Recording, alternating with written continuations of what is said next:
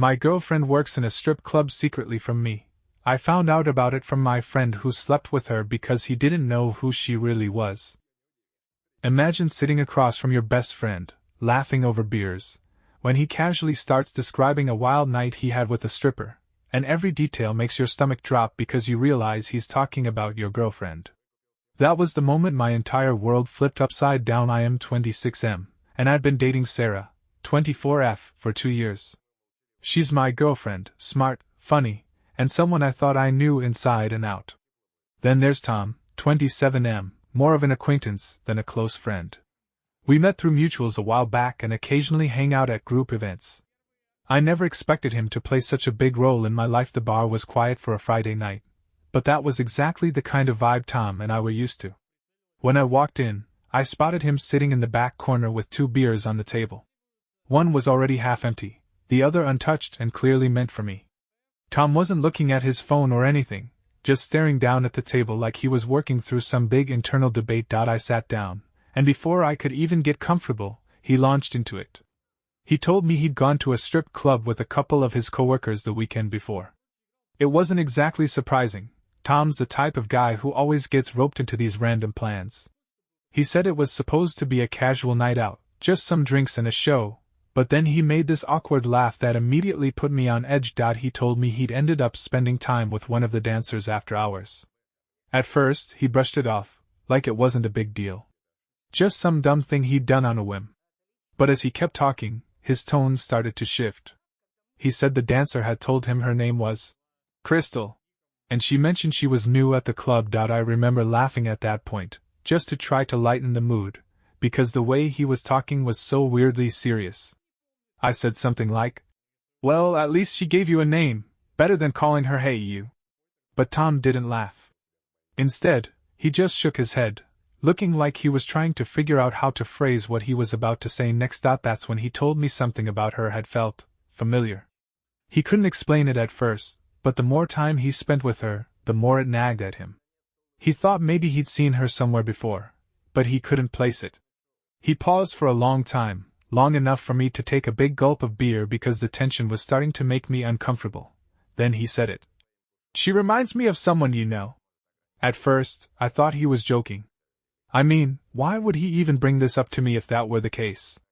So I just stared at him for a second, waiting for the punchline, but his expression didn't change.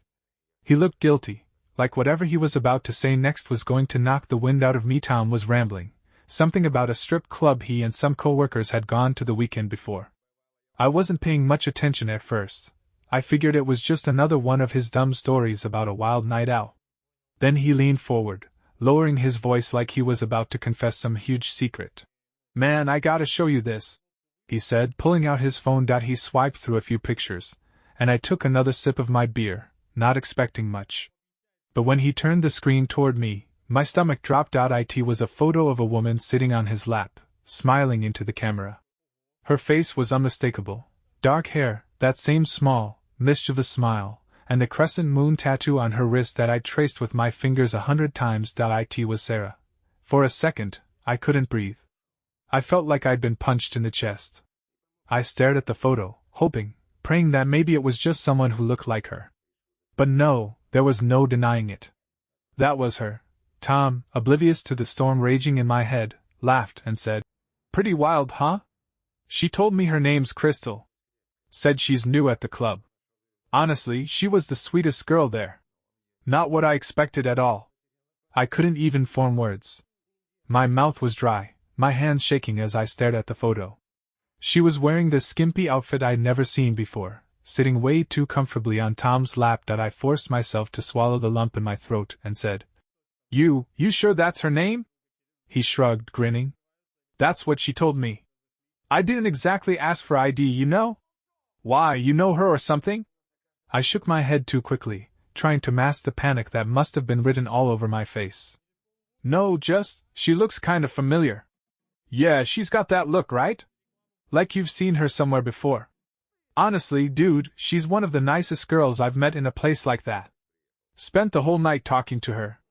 I tried to hold it together, but my mind was racing. This couldn't be real. Sarah had told me she was picking up extra shifts at a waitressing job. She'd even joked about how awful her boss was and how tired she'd been from all the late nights. I forced myself to laugh, though it came out hollow. Yeah, wild. Anyway, I need another drink. You want one? Tom waved me off, saying he was good, and I headed to the bar, my legs feeling like they were about to give out. As soon as I got there, I leaned against the counter, gripping it like it was the only thing keeping me upright. It was her. There was no question about it. And now, I had to figure out what the hell I was going to do next. When I walked into the house, I saw Sarah curled up on the couch, scrolling through her phone like it was just any other night.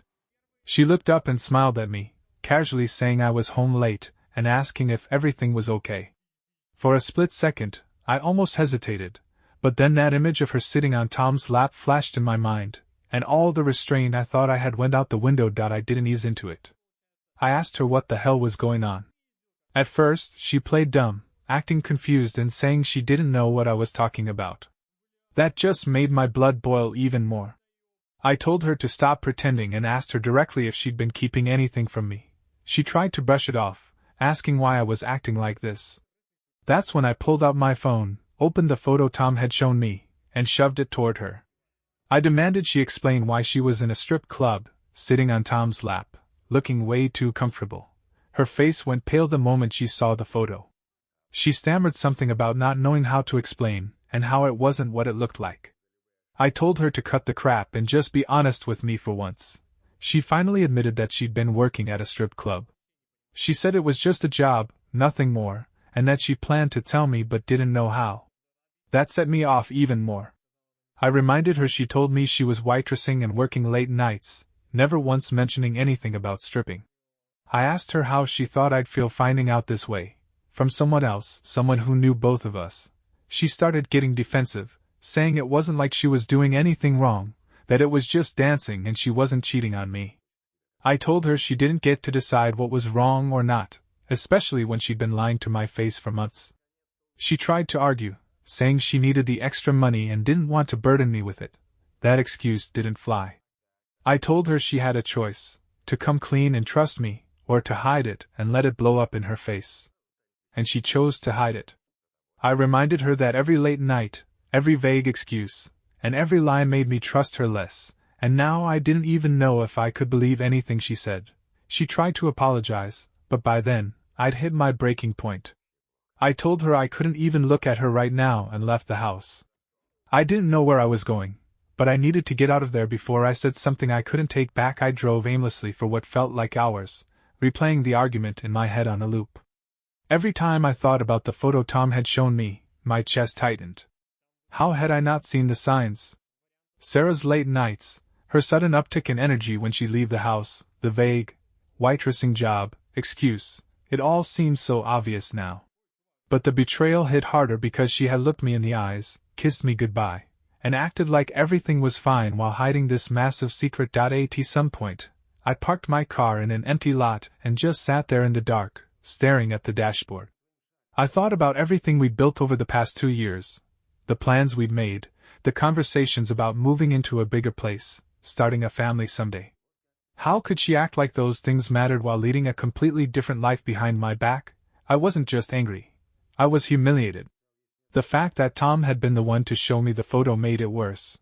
He wasn't even a close friend, just an acquaintance, and now he probably thought I was some clueless idiot who didn't know what was going on in his own relationship. The thought of other people knowing before me made my stomach churn. Eventually, I drove back home.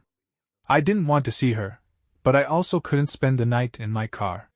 When I walked in, the house was silent, but the light in the living room was still on. Sarah was sitting on the couch, her arms wrapped around her knees like she'd been waiting for me. Her eyes were red and puffy from crying. She asked if we could talk, but I told her I wasn't ready. I didn't trust myself to stay calm, and I didn't want to have another blow-up fight. Instead, I went to the bedroom, closed the door, and sat on the edge of the bed, staring at the wall. I could hear her moving around in the living room, probably pacing or trying to figure out what to say, but I didn't want to hear it. Not yet. I tried to sleep, but it was impossible. My mind wouldn't shut off. Was she telling the truth about it just being dancing? Could I even believe her after everything she'd already lied about? And then there was Tom. The fact that she'd been photographed on his lap felt like a whole other layer of betrayal. Even if she insisted it didn't mean anything. How was I supposed to trust anything she said after that? The next morning, Sarah knocked on the bedroom door and asked if we could talk. She was still crying, saying she was sorry and that she'd explain everything if I just gave her a chance. I told her I needed space to think. I didn't yell this time. I was too exhausted for that. But I made it clear that I wasn't ready to hear her excuses yet. I spent most of the day out of the house, walking around the city and trying to sort through everything. A part of me wanted to hear her out, to believe that she'd made a mistake and that we could somehow fix this. But another part of me couldn't get past the lying. She'd kept this secret for months, and I didn't know if I could ever trust her again. By the time I came home, I'd made up my mind. This wasn't something I could just brush aside. Trust, once broken, isn't something you can glue back together overnight. When I walked back into the house that evening, I was calm. I'd spent the entire day thinking about everything. Her lies, her choices, the photo, and I knew exactly what needed to happen. There wasn't a shred of doubt in my mind. Sarah was at the kitchen table, waiting for me, her face pale and puffy from crying. She opened her mouth to speak, but I cut her off before she could even start. I told her I didn't want excuses, explanations, or apologies. The damage was done, and there was no coming back from it. I didn't sugarcoat it. I told her straight up that her lying to me for months had destroyed any trust one had in her. It wasn't just about the stripping, it was about the betrayal. The fact that she'd hidden something this huge from me, something that any partner deserves to know, proved she didn't respect me or our relationship enough to be honest. She tried to interject, her voice trembling as she said she hadn't meant to hurt me, but I stopped her again. I told her it didn't matter what her intentions were. What mattered was her actions, and her actions showed me exactly who she was, someone I couldn't rely on, someone I couldn't build a future with. She started crying harder, saying she'd quit the job, that she'd do whatever it took to fix things. But I didn't flinch. I told her I wasn't interested in patching things up or giving second chances. This wasn't something that could be repaired. Once trust is gone, it's gone. I told her I'd be moving out. I wasn't going to drag this out or turn it into a months-long breakup where we pretended to work things out just to avoid facing reality. She'd made her choices, and I was making mine. Her sobbing turned desperate as she begged me to reconsider, but I didn't waver. I told her she needed to take responsibility for her decisions and accept the consequences. She chose to lie, to hide, and now she had to live with the fallout. I went into the bedroom, grabbed a bag, and started packing a few essentials. I could hear her crying in the kitchen, but I blocked it out. I wasn't going to let her guilt or emotions cloud my decision.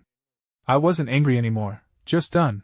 When I walked back out, she looked at me with tear-streaked cheeks, asking if this was really the end. I told her yes. There was nothing left to say, nothing left to fix, and then I left. As I drove away, I didn't feel regret or sadness. I felt clarity. She had lied, and she had shown me exactly who she was. Staying with her would have been settling for someone who didn't respect me, and I knew I deserved better than that. The days that followed were surprisingly peaceful. I moved into a friend's spare room while I searched for a new place, and every moment away from Sarah felt like another step toward freedom. I'd made my decision, and I didn't waste time second-guessing it.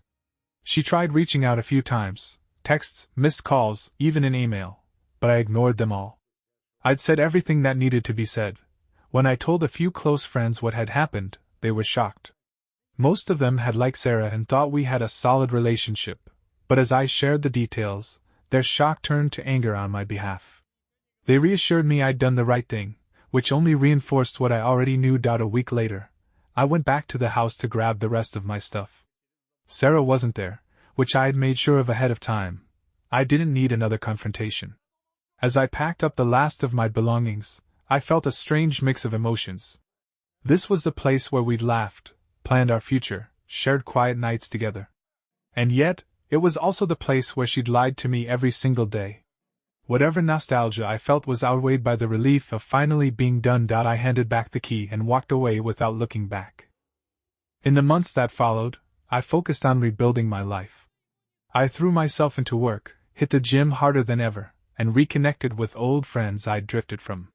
It felt good to focus on myself for once, to not constantly wonder if I was being lied to or taken for a fool. As for Sarah, I don't know what became of her, and honestly, I don't care.